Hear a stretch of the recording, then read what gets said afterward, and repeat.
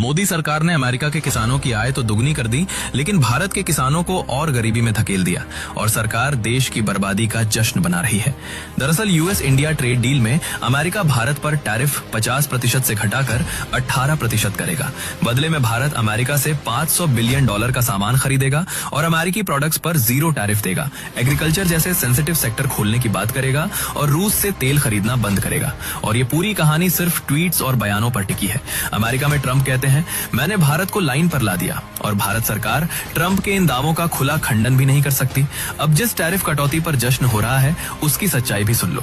Trump से पहले अमेरिकी टैरिफ 2 से 3% था, फिर ट्रंप ने पहले 26% किया, फिर रूस से तेल खरीदने पर 50%, अब डील के बाद 18% किया गया और बीजेपी की गोदी मीडिया इसे जीत बता रही है। इससे सबसे बड़ा खतरा एग्रीकल्चर को है।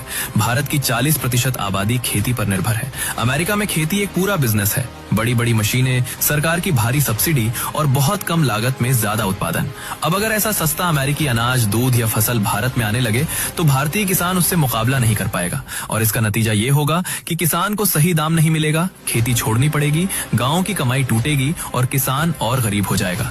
इस समझौते से अमेरिका के किसान जश्न में हैं। खुद यूएस की एग्रीकल्चर सेक्रेटरी सामने आकर कह रही हैं कि इस डील से अमेरिका के ग्रामीण इलाकों में सीधा पैसा पहुंचेगा, वहां के किसानों को आर्थिक राहत मिलेगी।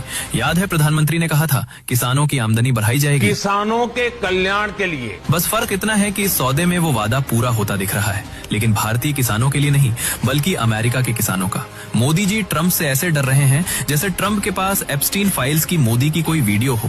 पहले भारत ने ईरान तेल खरीदा तो अमेरिका ने उस पर सेंक्शन लगा दिया, और फिर वेनेजुएला तो उस पर भी सेंक्शन लगा दिया, और फिर रूस तो इंडिया पर टैरिफ पेनल्टी लगा दी। मतलब अब अमेरिका तय करेगा भारत तेल कहां से खरीदे और कहां से नहीं।